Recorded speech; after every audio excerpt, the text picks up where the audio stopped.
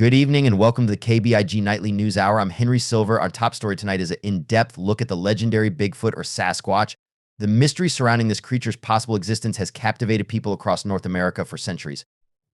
Let's start with a report from Rose Trackwell on the origins and history of the Bigfoot legend in Native American folklore and oral traditions. Thanks, Henry. The stories and legends warning of a giant, hair-covered wildman lurking in the forests of North America can be traced back hundreds of years to the oral histories of numerous Native American tribes. For the indigenous peoples across the Pacific Northwest and Canada, tales of this massive bipedal creature were very much rooted in reality based on alleged encounters. One of the most famous Sasquatch legends comes from the Native American Chehalis tribe of Washington state. They called the creature a St. Rents or Sea-Tick, describing a 7 to 8 foot tall wildman with long hair that walked upright and had a horrific stench. According to the lore, if you saw the St. Rents's footprints or heard its powerful screams, you should immediately leave the area. Getting too close could bring ill fortune, severe harm, or even death upon those unwise or unlucky enough to actually cross paths with the creature. The Lummi tribe of coastal Washington had similar tales, referring to Sasquatch as the Butchwise, with parents telling their children the thunderous crashing sounds in the woods could be caused by this massive beast. In the oral traditions of tribes from British Columbia and Alberta like the Chilcotin, Carrier, and Sowili, the wildman creature was known as the Sesquitz. Elders insisted the omnivorous Sesquitz was fully capable of capturing and eating humans, especially trespassing hunters who ventured too far into its territory. Terrifying stuff, but clearly these legends resonated with many tribes across a wide region. Rose, when did written records first start mentioning encounters with what we now call Bigfoot? One of the earliest written accounts comes from a journal entry in June 1840 by Robert Monteith, a school teacher traveling through the woods near Yale in British Columbia.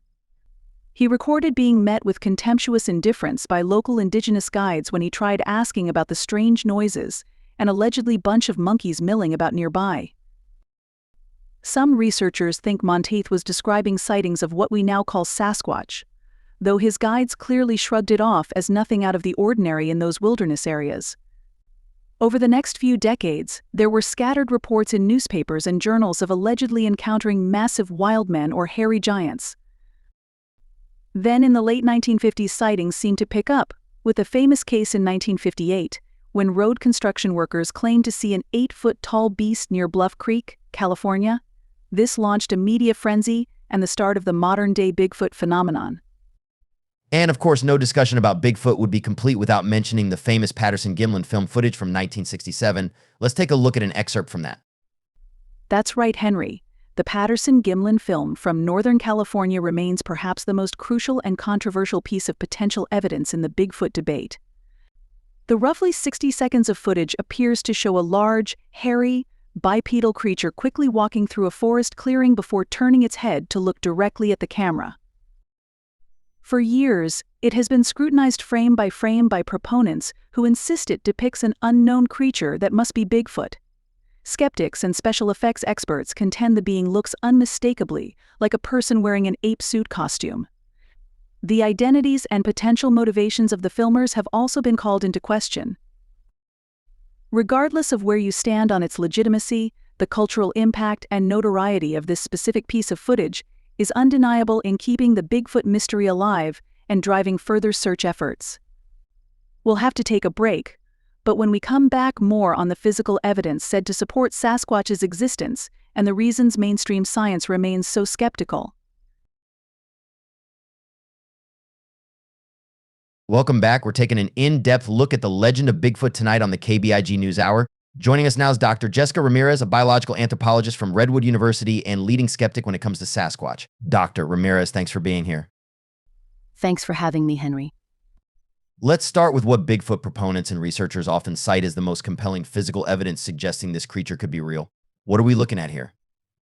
Well, as we saw in that footage from the Patterson-Gimlin film, a lot of the potential evidence falls into a few key categories: what appear to be large footprints left behind, strange vocalizations and tree structures captured on audio and video, as well as some DNA and hair samples that enthusiasts claim could belong to an unknown primate species. In terms of footprints, Several casts and imprints have been found over the years, ranging from 14 to 24 inches long with a very distinctive flat structure. Some suggest locomotion mechanics no known ape could replicate.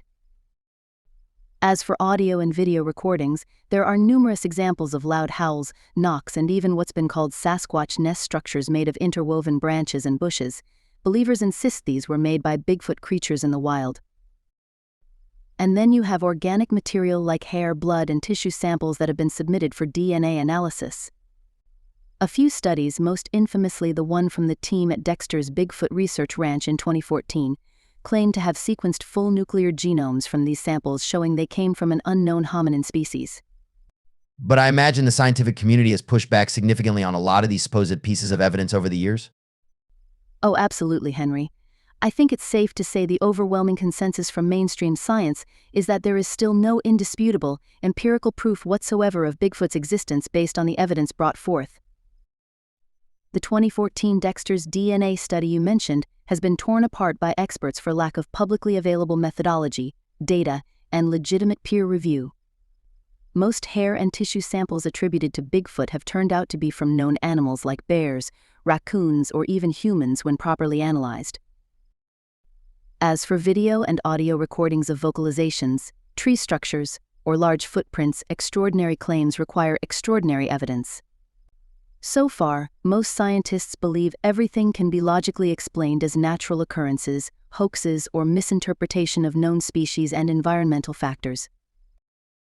The simple fact that after centuries of alleged sightings and encounters described in native folklore, not a single intact, verifiable body or fossil has ever been found and examined by experts is a huge red flag that Bigfoot may just remain a persisting legend rather than flesh and blood creature.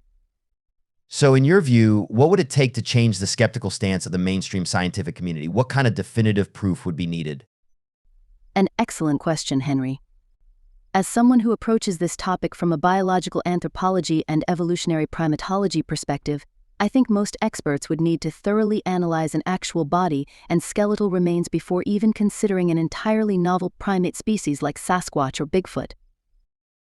Some kind of indisputable fossil record would also be crucial evidence that such a large bipedal humanoid ape species could have existed in North America at some point and potentially still exist today in small, isolated populations. I've got a feeling the ongoing search and debate over Bigfoot's existence will continue for many more years, if not decades to come, based on your assessment tonight. Dr. Jessica Ramirez, thanks for joining us. Thank you. Coming up tomorrow night, an in-depth look at the Wendigo, so tune in, you don't want to miss it.